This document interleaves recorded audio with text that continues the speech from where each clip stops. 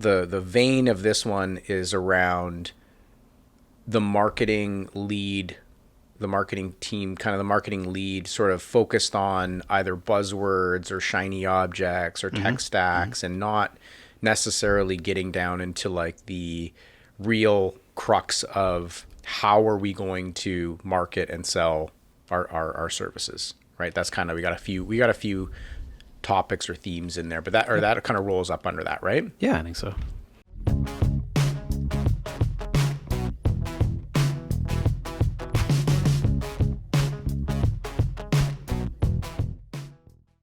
Wing It Podcast, goosedigital.com, episode 89. Who do we have? Kevin Butler. Michael Turksani. All right, another Unhinged episode. We are unhinged. Yeah, Let's Reflections of a Marketing Agency. Reflections of a Marketing Agency. Unhinged. It's a sub-series. It's a subset. It's casual format. And what we talk about in these sessions are very heavily influenced by what's gone on the last like 5 to 10 business days. Yeah, exactly. So cool. I think we got some good ones here. So so to sort of summarize, and then we'll kick into it. It sort of feels like, and feel free to add to the summary.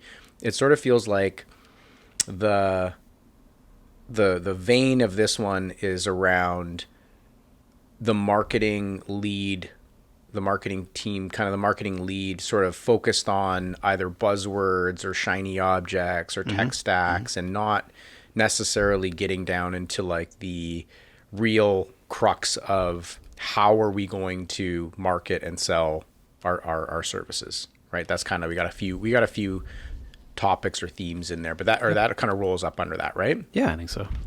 You want to add to that summary, or? I think we're good for now. We can kind of jump down a few different paths as we go here, but I think that's really like the high level theme here, right? What we're seeing across all kinds of different organizations, different sizes, different industries, different team skill sets within. Yeah, because we get, as an agency, we get into deals. So we're constantly sort of either in deals directly with marketing leads, right? So they're looking for some sort of augmented services for their marketing organization, or maybe we're up into like revenue owners and business owners, depending on the client type.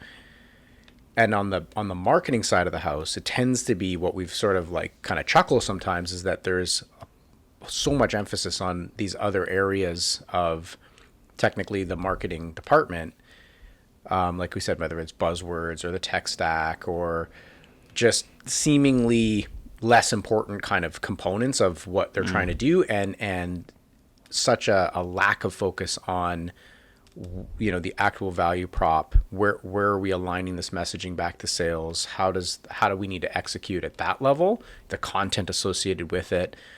And you know, we're kind of looking at that being like why is this happening, right? Like, where is this coming from? And is it that marketers lack that sort of skill set to a large degree, or and I know you've got, you know, a more recent example, so why don't you go with yours first? So I've got a ton of thoughts there, and I think this is a pro marketing podcast. We are pro marketers. I feel like both of our backgrounds and careers have always been about marketing, and we understand the challenges marketers go through. Some of it's legit and real, and some of it's self-made, right? And I think there's a wake-up call that has to happen. It's kind of started, but like, marketers do need to wake up. Like, you can't come to the table with empty hands. You can't come with half of an idea or being focused on things that aren't materially moving the needle.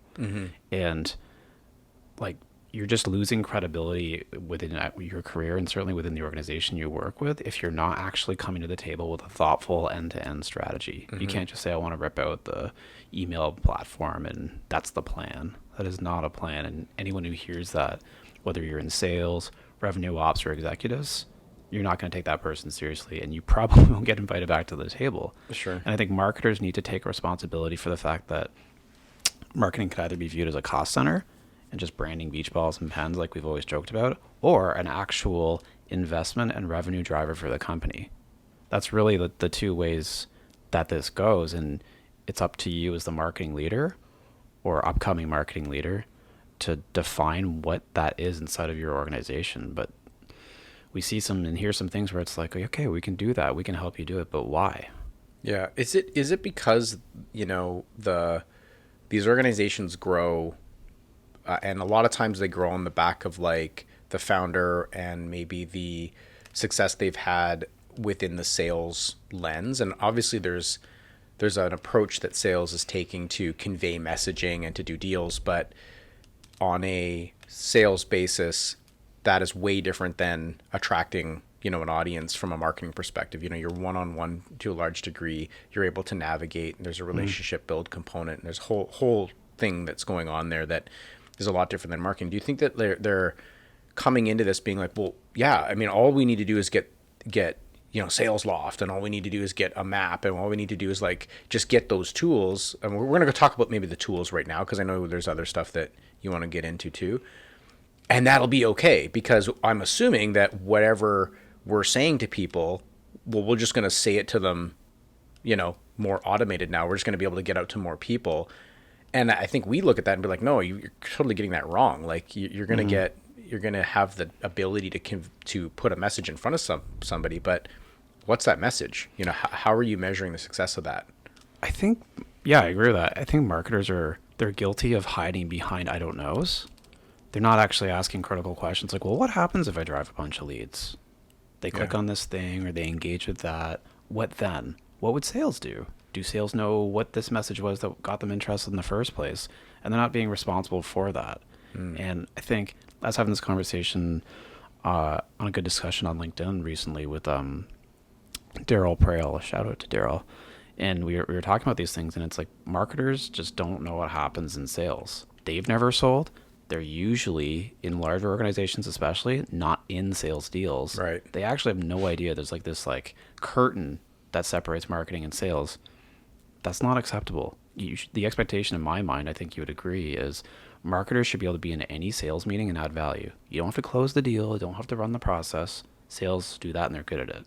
Yeah. But you should be able to talk to use cases, customer stories, high level market landscape, like what's going on. You should be able to contribute. I'd say more than that. They should be ultimately accountable for the messaging that is being used in those conversations, right? So beyond 100%. beyond just like contributing, I think that that's kind of the, the I don't knows, or the, hiding behind the curtain. It's almost like, well, just tell me what you want in that email then, sales team, or, well, you tell me what's required. And they're looking at it from that perspective versus flipping it around and saying, no, you have to be the one to be hey, we need these testimonials. What kind?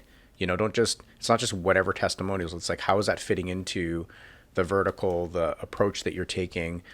Or, hey, we're writing a case study. It's like, what does that case study actually say? Exactly. Who is dictating the strategy for that case study? Are you just doing your job by plugging it into a PDF, and It's like now the we have classic, 5 case studies and they don't do anything because nobody thought about what they were. You right? I just remember so many times I would hear from sales like, well, we need a case study in manufacturing. We need a manufacturing case study. So, well, why? What's the actual need or the use case? Like, what is the story that we're actually trying to tell? It doesn't matter if it's in, financial institutions or, back in like the e-commerce days, right? It was like, well, we need a housewares case study. Can we not give them like an apparel case study? No, it has to be houseware. Well, why? What is the actual challenge and pain they're going through? Because I can give you something and it's boxes of different materials and goods at the end of the day.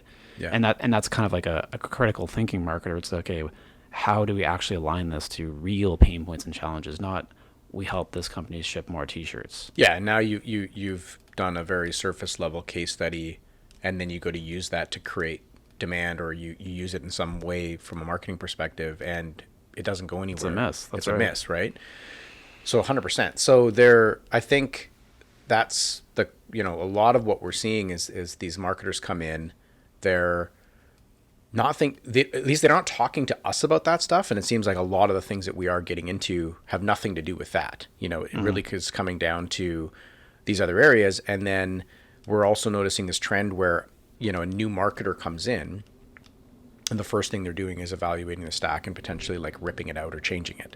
And maybe we talk about that for a little bit, because, I'm not sure the process that maybe companies need to look at when they're hiring to better align it with their stack. Hey, I'm Salesforce Marketing Cloud, and that's what we have today. And then it's like, oh, by the way, I've started here and I want to switch to something else. I know I'm so torn on this. It's like shame on the organization for not asking the questions to the quality candidates, like the ones that they intend to hire. Like, what would be your approach inside the first 30, 60, 90 days? Maybe they are, maybe they aren't. And then sort of outlining what they do and don't expect of that leader. Right. And then on the other side, it's on the candidate, him or herself, like, why are you not sort of saying this is what I would do inside of the company within those first 90 days? Right. And again, it's sort of like that. Are you aligned from the get-go, even during the recruitment and interview process, as to what you would do? I think that's an important part of the conversation, because if you go hire this really slick marketing leader, full tech stack experience, going to go blow up the lead gen and make it so great, but the first thing they're going to do is rip out all the technology you've got existing licenses and contracts for.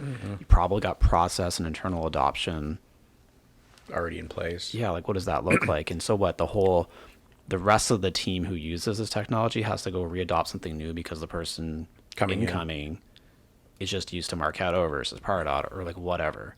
And all of this is like, they more or less do the same thing. So it's like you said before, you're moving further away from business value, and it's just going to take a number of months to get up to speed for where you were yesterday. And by the way, it's not inexpensive. And the reason why we're kind of bringing this up is that it's not like we've been in so many situations where that gets shot down. Like, I think that's why we're talking about it, is because it's not like, it's clearly not the situation where the hiring company is saying, we're not pleased with our tech stack. We're not pleased with our marketing implementation. Like, we kind of feel it went sideways. We literally want you to burn it down and start from scratch. That's not what's happening a lot of the times. What we're seeing is, oh, I'd like to do this move. There's quotes, there's SOWs put together, there's licensing of a new platform that's come up with, and then they get, all these vendors, and as well as themselves, get, weeks and a month into the process or more, and it gets shot down because it's like, no, of course we're not doing that. We're first of 3 years into this technology. Like you said, we have adoption. And why is that even important? Because most of these systems do more or less the exact, surely we can make progress on what we've got in a lot of cases. So here's a real life example. One of our clients, we've had a few engagements with over the course of, say, maybe 2.5 years, brought in a new senior marketing leader. Great. The first thing this person wants to do is, they'd like to change out the marketing automation platform from one vendor to another because they're more comfortable in the other one. That's sort of more their background. And it's like, okay, the rest of the team's familiar with the current platform and environment overall, how it works, why it was put in this way. Not to say it's perfect, but it works. It can continue to be optimized and improved. And I just kind of felt like, why wouldn't this individual just take the time to brush up on the existing platform rather than go through the pain, heartache, and costs of putting in something new? You're sort of catering to the individual versus the operation as a whole. I think if I'm a marketing leader personally, and we've got a level of sales and marketing alignment, and sales actually kind of uses and understands the tools we have, I'm going to default to keeping that at all costs, because the last thing I want to do is try to reset their expectations and retrain them. Like, salespeople are busy. They don't want to be in these tools. Yeah, for sure. Unless, and to your point before, unless they were saying, this doesn't work, it's fundamentally broken, we need something new, that's a different story. Yeah, and it's not insignificant. I think what happens is, certainly the tech vendors get excited and they're like, oh, we're going to augment the cost of switching, and we're going to help, because they want the licensing revenue, and they're happy to see you switch from one platform to their platform, right? But, then you get into like conversations around services, and it's like, hey, you've got established, form integrations. You got established all kinds of stuff established over here on this one platform. It's not going to be insignificant now for you to go from X to Y, but they will be told, or they will think, well, maybe I can get that done for a small budget. And it's like, you really can't. So then what are we focused on, to your point? It's like we're literally burning budget and time to move from A to B, and we're not really gaining anything in a lot of cases, right? It's not like we're gaining, oh, wow, when we're here, it's going to be like amazing. So it's a real, I would say, part of this wake up call that we think needs to happen in with these marketing leaders is like, if that's your first 90 days, you know how to be, you know, kind of make an impact. Yeah, I think that's not really where you should be No, focused. I'd be so much more impressed with the new marketer that I've hired, who comes and says, I want to spend the first 30 days. I want to be in the trenches of Every single deal. yeah, deals, and maybe even some customer success stuff, right? Like let me see and sort of talk to the top 5 accounts that we have, are the ones that best represent our true audience. I think that would be so much more impressive. Yeah. And again, I would go back to getting to a place and ramping up to be able to contribute, whether it's in renewal meetings or new deals. Again, you don't have to run those processes. That's why other departments are there, but you should be able to contribute and add value. And that would be my expectation for any marketer of any seniority who's been there for, say, I don't know, 6 to 12 months in that role. Yeah. So then the other one that came up recently, organization, decent size organization looking to scale professional services and scale up from one main vertical that they support to, as a strategy from a company perspective, looking at multi-vertical. So, okay, how can we and they already support other verticals, but they've got one big one. All their content and everything sort of wrapped around that. And in order to kind of go multi-vertical, they have to rethink their content and put salespeople in that are focused on those verticals, et cetera, et cetera. But so they don't really have much marketing, and they've hired a marketing leader. But again, the main focus right now, and I'm not saying it's a bad thing, but I do think there's a gap. The main focus has been, well, how do we get all these tools in place? You know, we know at a high level we want to go multi-vertical, but let's go get all the tools in place, like the sales communication tools, our automation tools, the elements of the CRM that need to be kind of shored up and stuff like that. Probably all the dashboarding, and it's not wrong. I mean, I think you need to have that foundation in order to execute, right?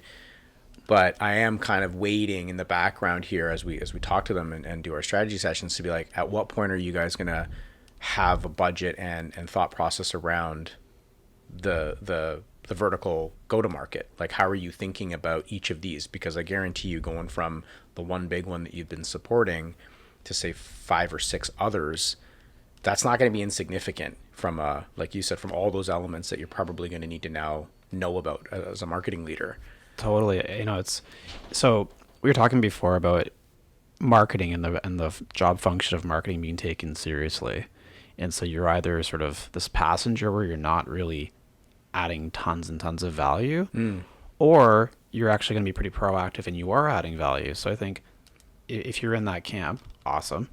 But you have a big time responsibility then when you're driving through and pushing into new audiences, new markets.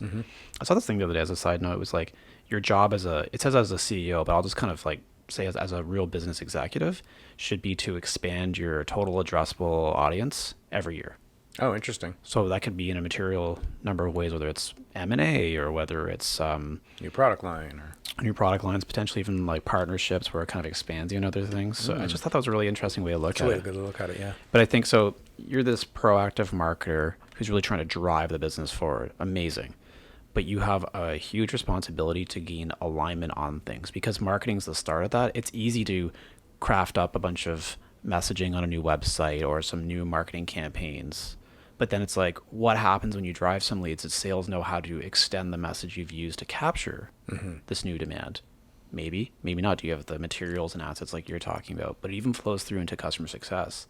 Do they know how to support whatever the hell it is you managed to sell? Yeah. It's these huge conversations. And sometimes on enterprise deals, that's a problem that's like 6 to 12 months away, and we'll cross that bridge there. And I understand that. Yeah. But if you're going to, as the marketing leader, be driving into these new audiences, new markets, you really have to be thoughtful around how the sort of full company-wide alignment looks and how you're supporting that. That was your decision to do. Yep. Hey, maybe you've done a really great job in sort of gaining traction in this new market. Amazing. But it doesn't just stop with leads and reporting on them. Yeah, and I think if the emphasis of putting in the distribution layer or the tools to execute is very similar to, say, running an ad on the radio, right? Like, again, that medium is available to you. There's probably some established impressions or certain, depending on the times it runs, and some sort of established like high water mark of like what the response rate could be for something like that, for example. So then at the end of the day, now the marketer, it's like my role wasn't to go put up antennas and get a bunch of people to install radios in their car. That's already done. Right. Actually, my job is to figure out, hey, I've got, and by the way, we bought the right times and stuff like that. That's all happening from like the company that's selling you the ads, right? So you're not even playing a role there. It's not like you've got a person that has to go in and tweak the Google ads for radio to determine when it runs. It's like, no, that's all done. So you want it to run at 8 a.m. during rush hour. Your job now as the marketer is to figure out what exactly is going to go in that spot, right? And hey, maybe it's going to be over a certain period of time. So you're going to have the opportunity to run 3 or 4 different like iterations of that, if you will, short one, a long one, of this and that. Well, what is it going to say? And I think that that's kind of where we're going, is that like ultimately that is their job. Is it's not to put in all this underpinning and all this execution layer. It's like your job is to actually go figure out, hey, we're expanding into 5 or 6 verticals.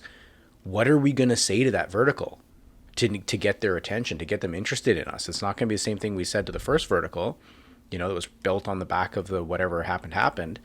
That's where I think is really missing. It's like they're just, like you said, like hiding behind the curtain. Or so I think the approach is more like managing the expectation of leadership and say, hey, we don't really know what's gonna go on, but here's my plan. Like I've got 5 different key after doing the interviews with sales and listening in and talking blah blah blah.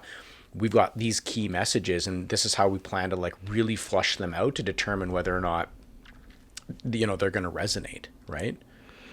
Yeah, I totally agree with that. I think that's probably why we've seen the rise of these like VP demand gen type roles, where it's sort of like the traditional VP marketing was sort of more on brand comms and events. Sure. And the evolution we've seen, particularly in B2B, is someone who's wholly focused on building pipeline and ultimately attributable rev back to marketing.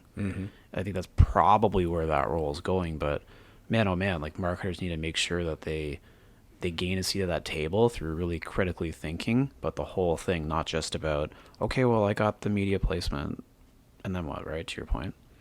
Yeah, exactly. So would you want to talk about the new buzzwords that you came up with after your conference? So we're recording this a week after. Last week, I had the pleasure of going to the GTM Partners Toronto event. Uberflip were kind enough to host it in their Toronto office. It was great. There was about, I'd say like 75, 80 pretty senior marketers. Nice. Really great event. It was about, 4 hours all in. So whether it's Sangram or Judd, there's a number of folks that were there from GTM. They're really, really good. Some awesome presentations. And one of the things that I really thought, like that's a senior cast of marketers all in. And I think a lot of them are really strong. There's some even really great presentations from a number of organizations. But one of the interesting things I thought leaving that was, before it was like tech stack stuff, then it was ABM, and now it's GTM as a movement, right? And it's sort of now that's replaced what we were calling last year sales and marketing alignment, things like that. And I just felt like that room had some real rock stars. A lot of really strong marketers. So I don't think this comment applies to them, but I just thought more broadly as, go-to-market movements are becoming more and more prominent, I think it's the same, it's going to land us in the same problem that we're at now with just MarTech in general, just even marketing reporting, which is that cast of marketers will have no problem getting traction inside of their organizations. Sure. But for all the other marketers out there who still struggle today with explaining and articulating to executives and bosses, what's the role that marketing's playing in driving growth, the same thing is going to happen on an even bigger scale. GTM as a whole is the alignment, like we were talking about earlier, of sales, marketing, customer success, and even up into executives and the role that all plays. And if marketing is going to be that proactive leader who's going to try to organize and orchestrate that whole movement, if they can't even explain what their tech stack's doing today, like how are they going to explain this across departmental or cross-functional operation? The one thing I think is interesting about the GTM movement, if you want to call it that, is that I do think it puts a little more pressure on the marketing organization. It's certainly, I wouldn't say a little, I'd say a lot. A lot, right? So we're talking about like some of these other ABMs or some of that other stuff, which feels a lot more, at the time, maybe it felt more strategic and like, ooh, what's that, right? But now thinking back on it, it's really quite tactical in a sense, right? It's just like a component of what we're doing here. But all of a sudden it raises up to, no, let's go to market. Now I think you're going to, like you said, there's going to be a real struggle for some of these individuals to be able to, how are we going to explain our go-to-market plan and the components of it to our executive teams? I just don't see it in so many. And we're talking about marketers that have director and VP level titles. Yes, We're not talking about a 2-year out of school that doesn't know, obviously isn't going to be able to, we're talking about people that have managed to make it through to those levels and will not be able to have that conversation. The new CMO, in my mind, like the modern CMO, of course, he or she understands marketing, but they also are going to have to keenly understand sales and likely have held sales roles or at least revenue quota type roles, and as well as have a really good thumb on what customer success means, the metrics behind it, and accountability behind what happens. Because if you fast forward, your great company, high growth, has fully adopted a GTM movement, and marketing's leading it, and then you get customer churn after the first year of the license expires. Yep. They don't renew. Whose fault is it? And not to push blame and anything like that, but like, well, where's the accountability lie? Was it a good customer from the start? Yeah. Maybe not. And it's that, so what? Account services couldn't actually hold on to it because it's kind of a miracle they ever closed in the first place. And how do you look at that? And so if you're truly aligned, marketing is going to the right pond, doing the right kind of fishing, sales brings in the right tools in order to catch the fish, and then client success can do what they need to do in order to have a 3, 4, 5 year run or sort of partnership with that organization. Yeah. I think that's really interesting, but it's going to get harder to measure marketers. But these are the things I think marketers, especially like aspiring CMOs and even CMOs who intend to be CMOs for another 5 to 10 years, this is the kind of thing they're going to have to start thinking about more critically. Yeah. And I think, having experience, and like you said, maybe that is part of the challenge, is that there just isn't enough strong marketers that have seen that type of experience. I think you can use that as a what do you call it, playbook. I don't want to use that word, but as a way to go to the executives and say, likely we are going to have, like, we're not going to be in the bullseye every time. We're scaling up here, and our GTM is going to bring people that are in, the second and third ring.